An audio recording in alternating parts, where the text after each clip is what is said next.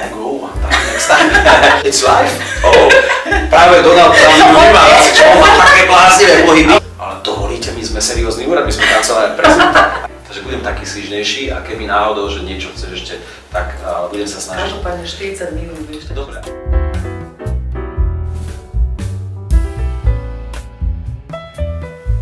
Vážení priatelia, vítajte v ďalšej časti rozhovorov na Nesede a dnes už medzi nami vítame Mareka Trubača. Príjemný deň, všetko dobré. Marek, čauko. Keď sa povie etiketa, protokol, komunikácia, slušné správanie, tak na Slovensku určite prídeš ako ty, na prvý všetkým. Tak sa teším, že si prijal pozvanie na tento úžasný rozhovor, na ktorý sa už vopred tešíme. A ako prvú otázku by som začala úplne od podlahy. Ako si sa dostal vôbec k takémuto smerovaniu v živote a čím si chcel byť ako malý chlapec? Od detstva som túžil byť tým, čím bol môj otec, môj dedo, čiže vinohradníkom a vinárom a venovať sa výrobe vína, pestovania viniča. A to som aj vychodil strednú školu, aj vysokú školu. Ja som skončený záhradnícky inžinier s odborom vinohradníctvo a vinárstvo. Dodneska robím víno, aj ho konzumujem, pijem, milujem, rád o ňom spievam, rád k nemu aj jem a ešte aj dnes večer sa stretávame s kamarátmi. My máme také, že vianočné posedenie pri vínku. Takže áno, víno, ale počas štúdia na vysokej škole som sa dostal k mikrofónu. Dostal som sa do IRŠ-ka, mnohí to možno nevedia, niektorí to poznajú, internátne rozhlasové štúdio a to je vlastne rozhlas podrôte, na každej internátnej izbe bol rozhlas, jedna budka, reproduktor, ktorý sa dá len pridať hlas a vypnúť a stíšiť. A bola tam len jedna stanica, to IRŠ-ko, vysokoškolské rádio. A ja som vlastne v tej Nitre začal a dostal som sa do toho rádia za 5 litrov červeného vína, že nejaké spojitosť s tým vínom tam je. Učilo im to a už si ma tam nechali a uvádzal som tam jednotlivé skladby, piesne, potom som robil disc jockey a moderátora.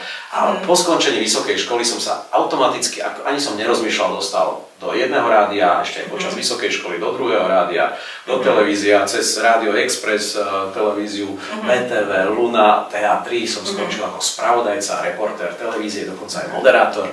A tam som sa už potom postupne dostal v hlave štátu prezidentovi republiky ako hovorca 10 rokov a tam už sa to nejako spojilo a keď som končil po 10 rokoch v prezidentskom paláci som si povedal, že čo asi by som mohol robiť, čím sa budem živiť, keď som bol 10 rokov hovorcom prezidenta a veľmi sa mi páčilo, čo robil Láďa Špaček, ktorý je narodený v rovnakom dni a 17. augusta ako ja, len je troška starší a tiež robil 10,5, 11 rokov pre prezidenta Václava Havla hovorcu. Takže som sa dostal takto k etikete, komunikácii aj protokolu. Pamätáš si ešte na ten prvý vlastne krok, ktorý to bol, že sa ti niekto ozval z prezidentského úradu alebo že si vlastne dostal takúto ponuku? Pamätáš si ešte na ten deň a aká zmena to bola v tvojom živote? Kosil som trávnik u rodičov na rodičovskej záhrade a bol som reportérom TA3, moderátorom a reportérom, bol to v roku 2004 a teď ako som kosil tú trávu, zrazu mal som voľný deň, bol to cez pracovný týždeň a volali mi telefonát, že tu pani Šmitová, kancelária prezidenta a chce sa mi hovoriť prezident republiky. To je nejaký fór, určite môj kamarát Ľubo Straka, to je taký môj dobrý kamarát ešte aj z médií, aj z TA3 a on máva také fóriky. A to je určite môj kamarát, nie je to odľúbosť, ale dovolíte, my sme seriózny úrad, my sme kancelária prezidenta. A naozaj potom som dostal telefónu prezidenta a on mi osobne povedal, že chce, aby som za ním prišiel a že má 4 adeptov a chce si vybrať jedného za svojho hovorcu. Absolvoval som prvý rozhovor, potom druhý rozhovor a na základe toho mi povedal, aby som si rozmyslel, či to chcem robiť. A ja som nevedel, čo robiť, nevedel som, do čoho pôjdem a vzal som to a neľutujem to, to bola veľmi zaujímavá, pútavá práca, aj veľmi zodpovedná a zložitá, aj niekedy stresujúca, ale precestoval som celý svet, celé Slovensko. O mnoho veciam som mohol pozrieť do kuchyne, ako sa varí tá naša politika. A samozrejme aj to, že stretnúť sa s kráľovnou alebo hlavami štátov, amerického prezidenta stretnúť v Bielom dome alebo byť na večeri v Kremli. Čo viac? Je to niečo zaujímavé, čo málo kto zažije, čiže aj tie skúsenosti chcem odozdávať ďalej. K Ktorý politik v tebe zanechal taký najsilnejší dojem? Predsa len vieme, že tí štátnici majú naozaj na vysokej úrovni tie komunikačné schopnosti, naozaj sú edukovaní a školení, aby vedeli kontrolovať svoje správanie, svoje pohyby. Vieme, že Donald Trump určite má tú svoju gestikuláciu presne nacvičenú, tak ako aj napríklad Karel Gott. No práve Donald Trump nemá nacvičenú, má také bláznivé pohyby. To sa tým ľuďom páči. Ten natrénovaný, nacvičený bol, alebo taký úplne zladený bol napríklad Barack Obama. Áno. Takže ten očaroval takou empatiou, tým svojím takým úsmevom. On tým, že bol aj tmavší a s tými bielými zubami, krásny, široký úsmev a veľmi empatický človek, vedel fantasticky komunikovať s ľuďmi, ale veľmi dobrý bol napríklad aj George Bush mladší, ktorý tu bol v roku 2005 v Bratislave a my sme pripravovali ten summit Bush-Putin, kedy sa ruský a americký prezident stretli na nezávislej pôde. A vtedy ten George Bush, ten bol taký vtipkár, tiež také akože fóry, vtipy a on bol Texasán, taký cowboy. Takže aj to bolo zaujímavé vidieť, lebo všetko sú to ľudia, v prvom rade sú to ľudia, ktorí sú z mesa a kosti, takisto ako ty alebo ja. Len teda vidíme ich v tej televízii, sú to tie celebrity, alebo telebrity, keď je to v tej televízii a berieme ich ako nedostupných. Oni sa dostanú samozrejme na ten vrchol v tej politike a tak, ale keby som mal niekoho označiť za takého, ktorý vo mne zanechal takú hlbokú brázdu, tak určite to bola kráľovná Alžbeta II, ktorá 70 rokov bola na tróne. A ona stretla aj toho Winstona Churchilla, druhú svetovú vojnu, Adolfa Hitlera, Stalina, pád Berlínskeho múru, Margaret Thatcherovú a ja neviem, 16 britských premiérov, koľko ruských, sovietských prezidentov. A nakoniec som mal tú možnosť s ňou si podať ruku, prehodiť pár slov v tom roku 2008 a to, čo z nej vyžarovalo obrovská skromnosť, pokora a vysoko edukovaná, vzdelaná osoba, mala spôsoby, ale hlavne bola ľudská. A toto dnes chýba niektorým našim, možno súčasným politikom, alebo aj ľuďom, ktorí majú funkciu, majú limuzínu a majú nejakú vyššiu pozíciu a tak veľmi rýchlo narastú. Treba vedieť, ostať niekde, uvedomiť si, že stále sme ľudia, čiže ona neriešila, či niekto je král, prezident, alebo je len hovorca, alebo bežný človek z ulice. Ku každému pristupovala úplne rovnakým spôsobom a tá charizma, ktorá z nej išla, tá vo mne zostala. Tak to je ozaj úžasné, tak ako pri všetkom je dôležitá tá alchýmia, tá správna vlastne kombinácia tých jednotlivých segmentov v tebe. Keď sa stretne človek, alebo teda stretne v jednej osobe aj nejaká schopnosť niečo riadiť a zároveň alebo byť niekde, že sa človek vypracuje na vrchol, ale ostane ešte stále tým človekom, tým homo sapiens, tým slušným, milým, zdvorilým, tak to je tá krása na tom. Lebo niektorí ľudia sú veľmi schopní, ale sú bezohľadní, bezočiví, stúpajú po tých schodíkoch cez tých druhých ľudí. A toto zase už nie je také krásne. Že tie morálne vlastnosti vlastne vyplývajú tak, či robíme to alebo ono, tak predsa len to presakuje aj do tých našich profesných výstupov. Za posledné roky sme boli určite svedkami niektorých politických fópa v médiách, v zahraničných, sme sa stali možno nie až tak slávne známi, ale ako v tebe rezonoval vlastne ten starý známy, už teraz výrok pána Matoviča One time next time? Can I go one time next time? OK, oh no, it's live? Oh, áno, tak jednoducho inšpirovalo ma to natoľko, že v momente, ako som toto videl, som sa na tom pobavil samozrejme. Na druhej strane ma to trápilo troška, lebo som 10 rokov reprezentoval štát tiež, alebo teda v tom prezidentskom paláci a ma to mrzelo, že nás reprezentuje osoba, ktorá a mne vôbec nevadí, či vie alebo nevie po anglicky. Skrátka bol ten doorstep, to je to vystúpenie, kde musí niekto prísť a ešte predtým, ako ide na to rokovanie tých lídrov Európskej únie, povedať pár viet na tú kameru. A to sa premieta naživo, vysiela sa to naživo cez ich vnútorný kanál bruselský tým tisícom alebo stovkám novinárov, ktorí sú v press-centre a iba časť z nich je na tom mieste. A on tam vlastne nevedel, že ide naživo, takže môžem to ešte zopakovať, a ja som si urobil také pekné tričko, že can I go one time next time. Normálne som ešte dodnes ho mám a tak hrdo som ho nosil. A dobre, ale čo zase sa mi na tom Igorovi Matovičovi páčilo, že sa nezosypal, A z hľadiska komunikácie, jednoducho, keď urobím aj nejaký trapas, musím pokračovať ďalej. A toto som zase ocenil, že to zvládol, zasmial sa na sebe a išiel ďalej a na druhýkrát to už zvládol. Čiže toto je to umenie, že keď ja niečo pokazím, a stať sa to môže komukoľvek, aj tomu premiérovi, a nie je prvý ani posledný, ktorý mal takýto nejaký trapas. Čiže toto by som tak nezatracoval ako možno mnohé iné politické kroky a rozhodnutia, ale toto bolo skôr také spestrenie toho sledovania tej politiky. Určite ten stres dokáže s človekom urobiť niekedy až nežiaduce zázraky, že môže byť akokoľvek pripravený, aj kvalitný ten človek, aj po tej profesnej stránke, aj po tej ľudskej stránke, ale keď sa naozaj nahromadí viacero faktorov, tak to niekedy môže dopadnúť aj takto. A v bežnom živote ľudia takisto používajú nejaké, by som povedala, línie z etikety alebo zo slušného správania, z komunikácie. Čo si myslíš, ako je podľa teba veľmi dôležité pre bežného človeka, aby vedel používať niektoré pravidlá medziľudských vzťahov v bežnom živote? Ono, vlastne etiketa je niečo, čo sa odporúča, čiže čo je očakávané v istej situácii. Napríklad, keby teraz nás niekto vyrušil, tak je slušnosť povedať, prepáčte, vyrušujem vás, nevedel som. Protokol, ten je už úplne iný, ten je striktnejší, ten rázne hovorí, toto musíš, toto nesmieš.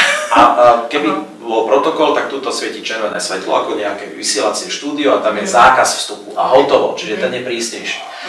Ale mnohokrát sa tí ľudia, ktorí sa o tú etiketu zaujímajú, tak povedia, nebudem ja, alebo aj mňa sa spýtať, dobre som vám podala ruku, pán Truba, žaloval som. Ja hovorím, že áno, sú tie spoločenské nejaké pravidlá, vyvíjajú sa historicky, kultúrne, nejakou tradíciou, aj náboženstvom, aj tým regiónom a každý má možno iné. Iné to majú v Amerike, iné to majú v Ázii, iné u nás v Strednej Európe. Ale jedna vec je vždy rovnaká. Stále buďme sebe milí, stvorili ľudský, ohľaduplný a vtedy človeku prepáčime aj to, že sa neobliekol najideálnejšie na tú príležitosť, alebo že ja neviem, mu presvitá pánovi v elegantnom obleku, mu pod košovou presvitá tielko s tým sieťovaním, to sú také tie dedinské typy tielok, tie staré. A takéto veci, aby som to nebral až tak prísne v tomto prípade, keď ten človek má ten dobrý zámer. Čiže ten zámer je dôležitejší podľa mňa ako tá forma, ale samozrejme aj na forme a na úrovni záleží.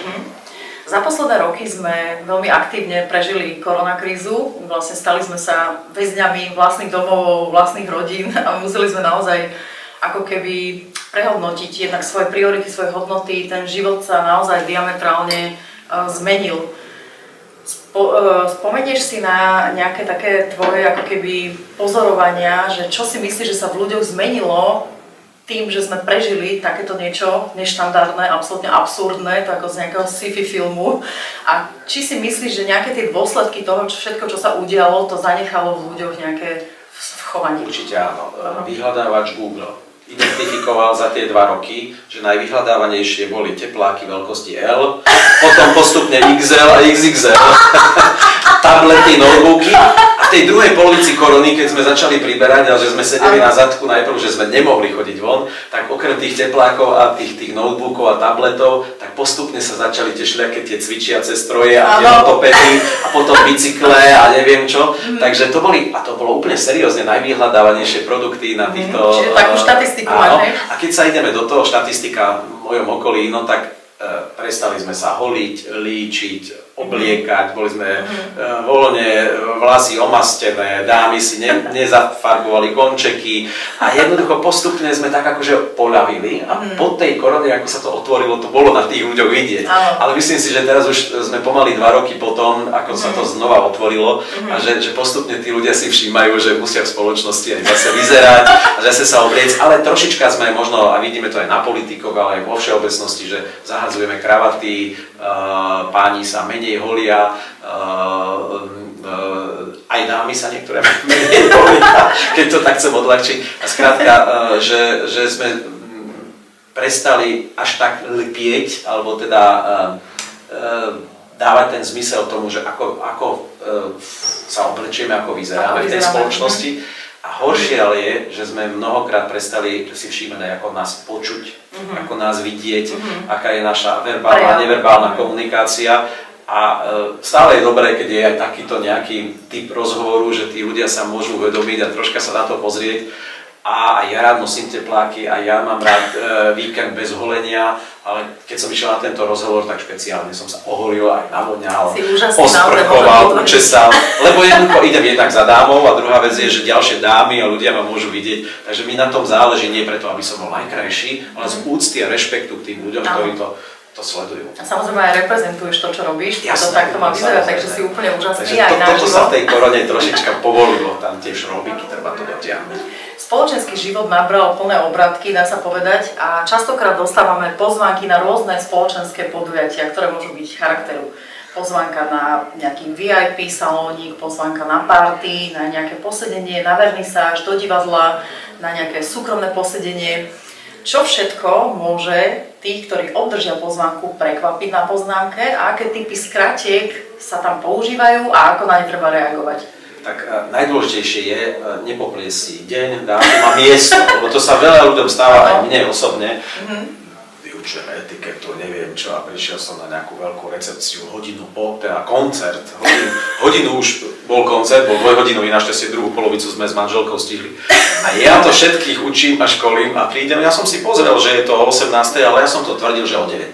No tak takže, alebo prídete o deň skôr na premiéru do kina, aj to je ten menej zlý príklad.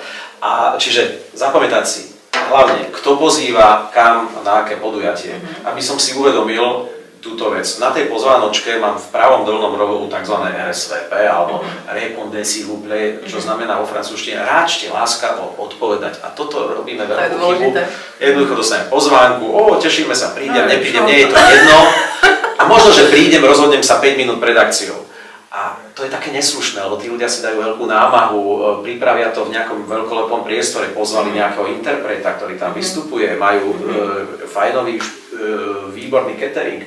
A my sa rozhodneme neprísť alebo prísť a tí ľudia to nevedia. Čiže to je práve preto. Odpovedajte láskavo, či prídete alebo neprídete. Čiže je to povinnosť. Áno, v pravom dolnom rohu a v ľavom spodnom rohu je zase dress code, oblečenie, čo si obliec. Ak to tam nie je, zavolám, napíšem na tú RSVP adresu a spýtam sa, prosím vás, do tej reduty, do tej filharmonie mám si dať tepláky, alebo môžem prísť aj v joggingu.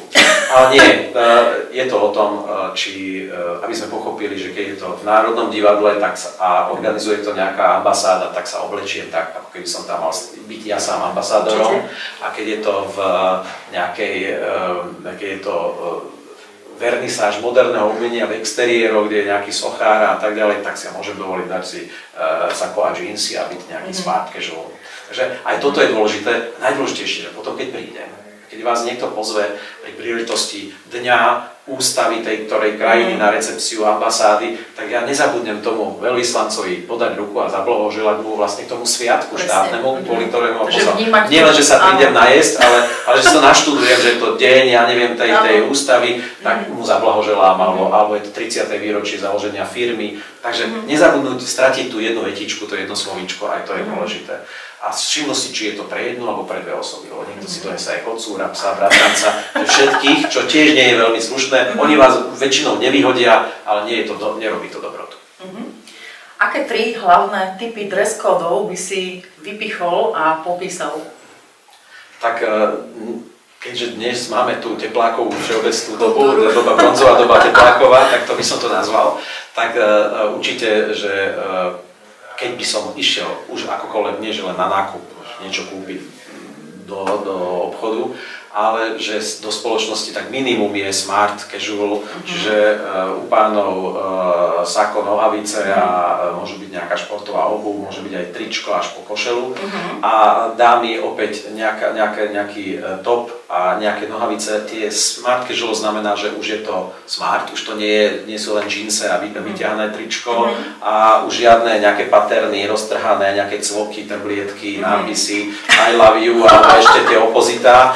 Čiže čím menej, tým viac, čiže menej je viac v tomto prípade, čiže nejaké čistejšie a dokonca aj čisto čierna kombinácia je smart casual, tak ako si oblečená, je to smart casual.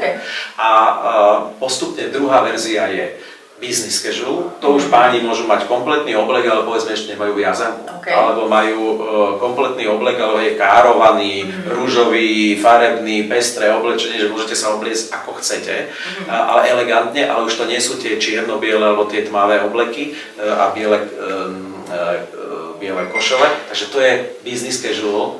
Dámy business casual, už sú to nejaké šaty, nejaká kombinácia blúzky, sukne, nejaké púzdrové šaty. Ešte stále nemusia mať na business casual pančušky, môžu mať otvorenú petu a špičku, čiže sandálky. A už potom, keď ideme do tej formálnej úrovne, tak business formál už je páni, už ja by som nebol formálny, oblek by to možno zniesol, čierne topánky, čierne kožené doplnky, už žiadne hnedé topánky alebo nejaké iné farby. Čiže aj tá farba topánok je? Len čierne, alebo tmavo-modré, alebo tmavo-šedé topánky a čierny, alebo tmavo-modrý opasok a tmavo-modrý, alebo tmavo-šedý, alebo čierny oblek, ale už len biela košela bez nejakých prúžkov, štvorčekov, nejakých paternov, nejakých výšiviek a samozrejme bez vrecka. Už tam musí byť nejaký doplnok, zapnutý motýlik alebo kravata. Večer tmavá, cez deň môže byť pestrá. No a jednoducho toto je u pánov, u dámov, udám púzdrové šaty, šaty by mali mať dĺžku už aspoň po kolena alebo už pod kolena, nie minisukne a krátke šaty a už musia byť udám. Business formál pančušky, lodička s uzavretou petou a špičkou, alebo môžu byť aj nejaké Oxfordy topánky, keď dáma nemusí nosiť vždy len lodičky, šnurovacie topánky, ale už to nemôže mať takéto tie platformy a vysoké opätky, takéto. A žiadne nejaké trblietavé, lascívne veci, už do toho veľké výstrihy a tak ďalej. To potom môže byť zase na ples a zase ples s dlhou róbou je nejaký bál a dedinský ples môže mať aj minišaty a malé čierne, takže to sú už potom tie black tie, smoking, alebo white tie je frak a ten frak už nemá človek kde vynosiť. Môj visí 10. rok zaprášený v šatníku, naposledy som večeral u kráľovnej Margarit I. Dánskej v Kodani a žiaľ odtedy je tak na sucho, takže keď ma niekto chce, pozrite ma, dám si ten frak, ale musí to byť tá úroveň. Blíži sa sezóna plesov momentálne a tam samozrejme všetci, ktorí sú pozvaní, tak určite trpnú, aby nespravili žiadnu chybu, aby teda všetko správne urobili. Čekání na aperitiv si krátíme jaksi nenucenou konverzací. Prosím, pana. Ale než Vaň, prosím tě, snad vím, co je to ten rozhovor. Ten chlapec dole mi včera míchal tak řídkou maltu, že mi neustále padala zpátky na lžíci. Jistě, že. Ondino jsem si pomyslel, co si člověk neudělá sám, nestojí za nic. Oni by se mu vůbec měli zvednout mandle. Kolikrát jsem mu již říkal, méně té vody, chlapče, méně té vody. Nešpatne, pán, nešpatne. Bol ples v opere, ten teraz má nejaký výpadok, ale dúfajme, že do tej opery sa ten ples vrátil, to tam patrí. Ale keď je to operný bál, je to taký veľký bál, veľkový ples, tak tie dámy si vyberajú tie róby, už naozaj, že dlhé šaty. Tam je tá pestrosť farieb a štýlov, je rôznorodá, vždy je niečo moderné. A najväčšia smola, alebo teda smútok je, keď tie dámy sa dve stretnú z toho istého butiku, tie isté šaty. Takže to je tak ľúto, ale ženy robia častú chybu v tom, že chcú vyzerať dokonalo a dajú na seba všetko. Veľa make-upu, veľa šperkov, prehnané množstva všetkého a tým pádom aj veľmi nejaké atraktívne, pekné kúsky, nejaké modely šiat.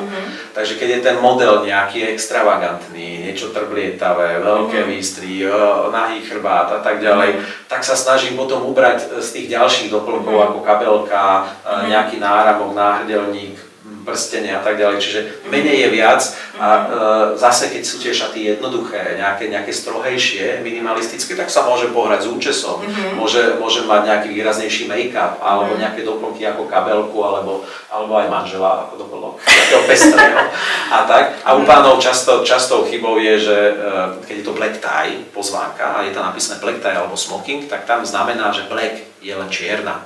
A nemôže mať bordového motýlika alebo motýlika rúžového so zelenými kvietkami, lebo presne také šaty má moja manželka. A ešte mi dala ušiť, z tohoto sa tak robí a ešte neviem, či aj šerpanie z tej farby, aj vreckovka. A v takom prípade to vyzerá tak díčovo.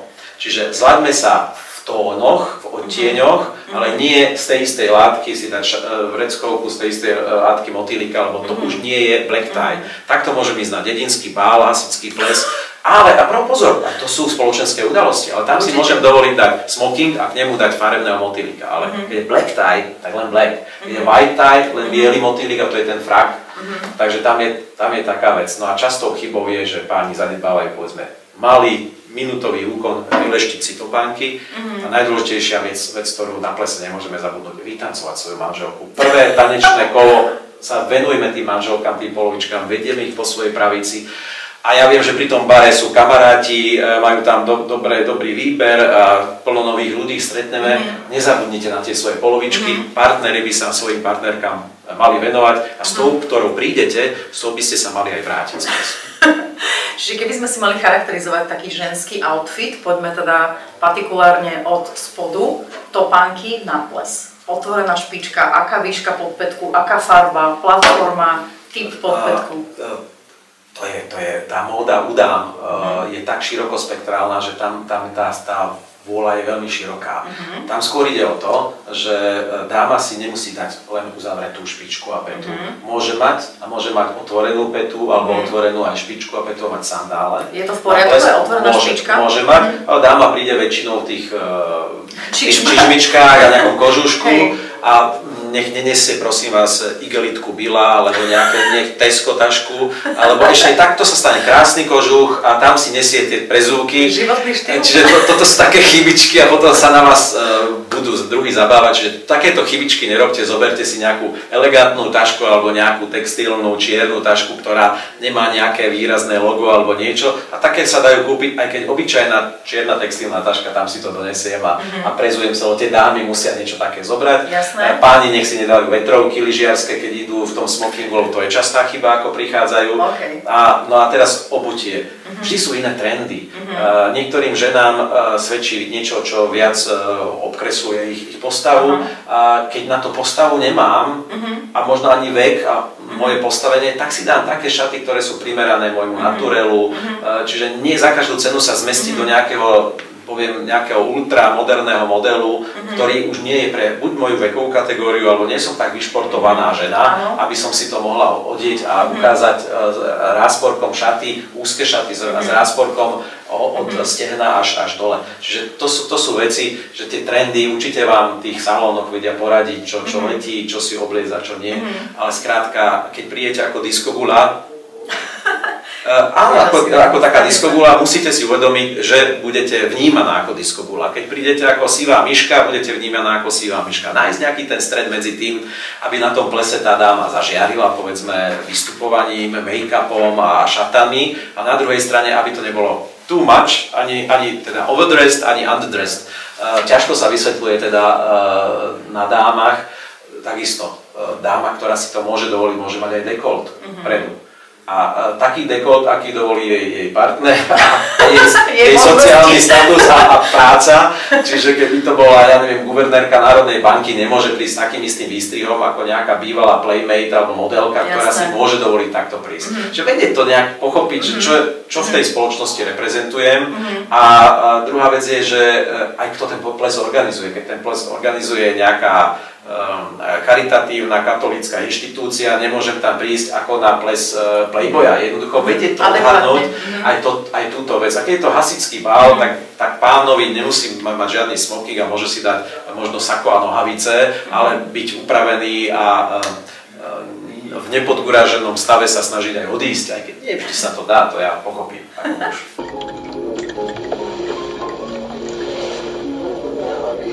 Je tady Sherlock.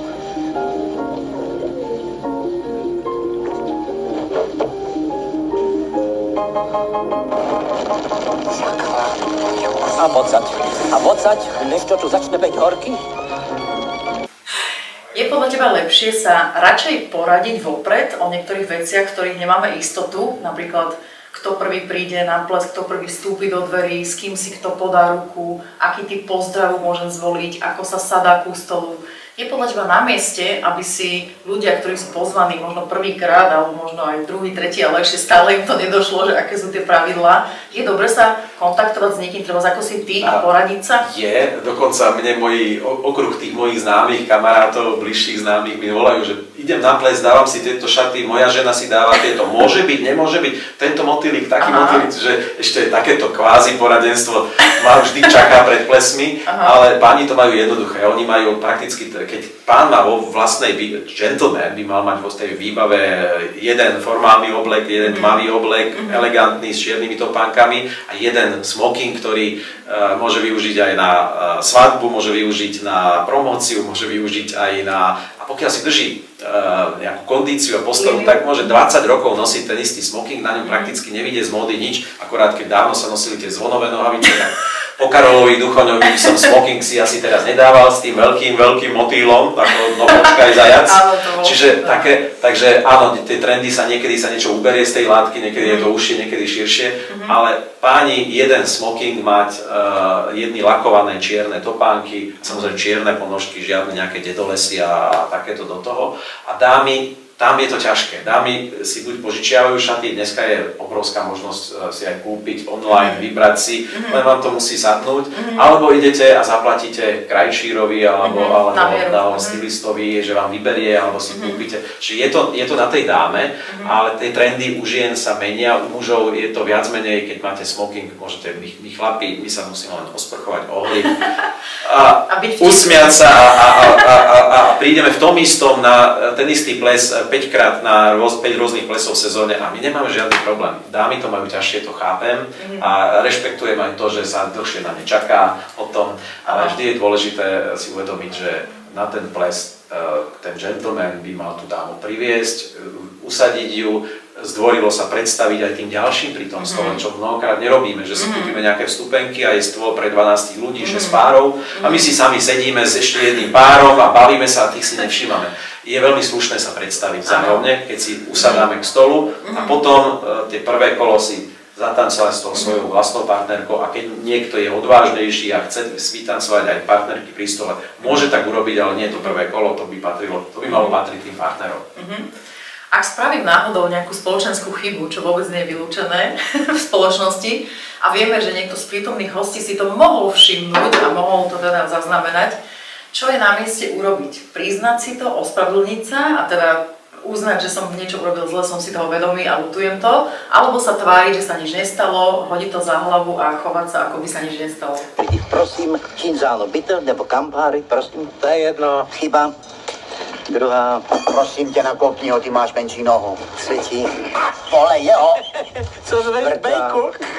Ty se z nás musíš chovat nejlíp, když už vypadáš jako kaple. Pánve, samá chyba. Drobné přestupky proti bontonu ponecháváme zásadně bez povšimnutí. Najčastejšie chyby sú, že buď si nezapamätáme meno osoby, ktorá sa nám práve predstavila. To sa veľmi často stáva, aj mne sa to stáva, že zoznámite sa s 3 pármi na tej spoločenskej udalosti, na tom bále, na tom plese a oslovíte toho pána iným priezviskom alebo a tak ďalej. Tak vtedy radšej neoslovujeme menom, keď si nie sme istí, alebo sa spýtam, potom oslovím menom, lebo to sú potom také nemilé prekvapenia, že niekoho oslovujete, on sa na vás nechce otočiť, lebo vy voláte po Karolovi a je to Peťo. A potom ďalšia vec, ktorá je dôležitá, že stávajú sa často také veci, že dáme nejaká pančuška, pán vyjde z toalety, zapne si ten zip s vytiahnuť na nohaviciach. No, nemalo by to byť tak, že keď mu to nepovie vlastný partner, partnerka, čo to zoberie, že ja neviem, máš rúž rozmazaný, tuto mám sa nejaký make-up alebo niečo pustí, nejaká spona, niečo z vlasov vypadne, tak také veci by mal upozorniť najbližší človek, alebo žena žene a muž mužovi, aby to menej zobrali. Čiže keď sú páni v spoločnosti a niekto nemá vyťahnutý zub, nepoviem to čašničke, že povedzte mu, ale mal by to povedať muž mužovi, menej ho to zahambí, a čiže cieľom aj tej etikety, aj tej zdvorilosti je, aj keď už niekto vyrobil nejaký trapas, ešte ho nerozmazávať ďalej, ale urobiť to tak, aby sa ten človek, ktorý je v tom diskomforte tým, že urobil trapas, necítil ešte trápnejší, takže to diskrétne niekde si to vysvetlíme, zavoláme ho za rok a povieme mu, máš nejaký problém, toto ti padlo, odpadol ti gombík, trčí ti brucho alebo čokoľvek. To všetko sa môže stať. Stále sme ľudia a keď sa takéto niečo stane, nie je to, možno, že sa neskôr na tým usmejeme, ale nie je to o tom, aby sme ukazovali, no pozri na to, aký je, toto je hanba, že sa nehambíte. Takže stávajú sa takéto veci. Na odľahčenie boli sme v Indii v 2005 roku s prezidentom republiky na oficiálnom privítacom ceremoniáli a potom sme mali slávnostnú večeru v tom krásnom koloniálnom paláci v Najdíli a jeden z kolegov, však predtým sme si išli na toaletu umyť ruky, použil toaletu.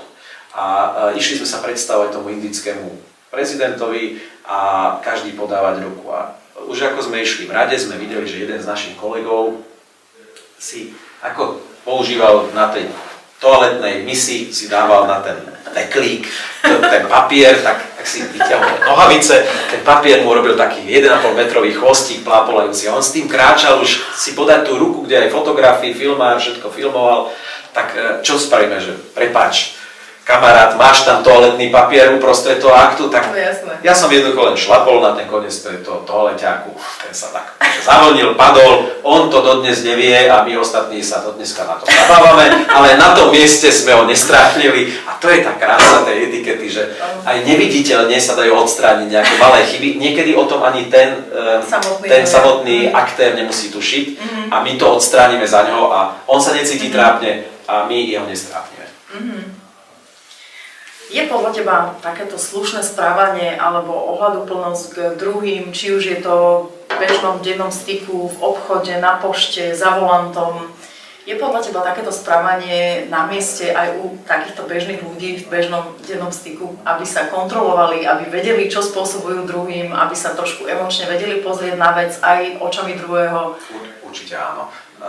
Povedzme si to tak, každý chceme vidieť usmiatú predavačku, čašníka, v servise, automechanika, kdekoľvek, a potom prídeme domov manželku, chceme vidieť usmiatú, spokojnú. A keď my sme mrzutí, musíme čakať, že v komunikácii funguje niečo ako mirroring. Keď prídete na úrad a úradničke, skrátka vy nadáte a hneď na ňu vysypete vedro pomyselné, tak čo očakávate od toho človeka? Čo sa vám vráti? Dostaneme naspäť to isté. Čiže snažme sa byť sebe milší, zdvorilejší. Ja priznám, aj ja si niekedy v aute uľavím, zakričím, zanadávam. Aj ja niekedy ako vodič, čo som 30 rokov šoférom, vodičom, bez nejakej vážnej nehody, tak urobím niekedy kiks, ľudia ukazujú, čo ti je, čo to a všelijaké tie gestá. Aj tie viem pochopiť a nebrať ich zle a mne sa veľmi páči teda ten Jaroslav Dušek, ten český herec, že keď vám niekto povie, že ste idiot, to nie je váš problém. To je problém toho, kto vám to povedal a že neberte si všetko tak osobne. To je jeho momentálny stav. Aj keď samozrejme niekedy sa pod to podpíšeme svojim neokrokovaným správaním, niečo spravíme zle. Čiže vedieť sa ospravedlniť, vedieť prijať tú zodpovednosť, že som urobil niečo zlé a byť slušný, zdvorilý. Ten život je potom krajší. Aj keď vychádzate so susedkou, so susedom v bytovke alebo v rodinnom dome, aj rodinné vzťahy sú krajšie, keď si to vieme slušnejšie povedať. A keď niekedy vybuchneme, potom sa vedieť vrátiť a povedať, prepáčte, mrzí ma, ako som sa správal, vybuchol som. Aj to ani nemusí byť na to kniha etikety. Jednoducho každodenný život nám to hovorí, že život bude krajší, keď sa budeme usmievať, lebo ešte aj ten Franky Sinatra spieva, že usmievaj sa, ešte aj to slnko sa na teba bude usmievať, aj svet sa bude na teba usmievať. Tak to je úžasné, určite je dobré, aby si každý zobral k srdcu tieto tvoje slova. No a ešte posledná otázka, prezrať nám, pretože predpokladám, že nás sledujú ľudia z rôznych segmentov, či sú to manažéri, obyčajní pracovníci, možno za prepážkou niekde na pošte alebo v úrade, ale možno aj nejakí vysokí politici. Aké je tvoje momentálne smerovanie pracovné a s čím všetkým za tebou môžu dojsť jednotliví klienti? Tak venujem sa prioritne komunikácii, protokolu a etikete. Z tej komunikácie sa snažím ľuďom pomáhať komunikovať s úspechom, s ľahkosťou, zbaviť sa trémy, vedieť hovoriť presvedčivo, pútavo, ponúknuť príbeh a posolstvo a vystupovať na úrovni. Čo sú tie mediálne tréningy, to sú prezentačné rôzne techniky, kurzy a to potrebuje študent pred nejakou skúšobnou komisiou, potrebuje to nejaký lokálny, regionálny politik, aby sa vo voľbách vedel vyjadrovať v predvolebnej kampani, ale aj vrcholoví politici až po ministrov vlád, a ktorí sú z každej strany, dnes žijeme ten mediálny svet, a aby sme vedeli dostať zo seba v krátkom čase a priestore to najdôležitejšie a odovzdať to posolstvo a byť úspešný v komunikácii. No a ďalšia vec je etiketa a protokol, čiže diplomatický protokol, biznis etiketa a rôzne spoločenské protokolárne akty a podujatia, kde potrebuje niekto poradiť, konzultovať, pripraviť návštevu prezidentky alebo ministra, pozvať, napísať pozývací list. To všetko sú veci, ktoré som si osobne zažil, absolvoval a stále sa týmto zaoberám. Baví ma to a snažím sa tým druhým ľuďom v tomto pomáhať a ešte sa tým aj nejako živiť. Určite by to bola škoda, keby si v tom nepokračoval, pretože práve to sklbenie tých vedomostí a skúseností je v tej profesii najviac. Tebe sa to určite darí. Ja ti veľmi pekne ďakujem za rozhovor, že si prijal pozvanie na rozhovory na Nesede a pevne verím, vážení diváci a priatelia, že to bolo pre vás extrémne prínosné, tak ako pre mňa, pretože si myslím, že máme všetci veľké rezervy v tejto oblasti a máme sa kam posúvať, takže veľmi krásne ešte raz ďakujem Marekovi, že prijal pozvanie a verím, že tento rozhovor bol pre vás úžasne užitočný. A ja tiež ďakujem. Sedel som na nesede, ale dobre sa mi tu sedelo a prajem vám všetkým príjemný, úspešný štart do nového roka a všetko dobré a zapamätajte si, že nech sa čokoľvek deje na úrovni vždy záleží. Ďakujeme, ahojte, dovidenia.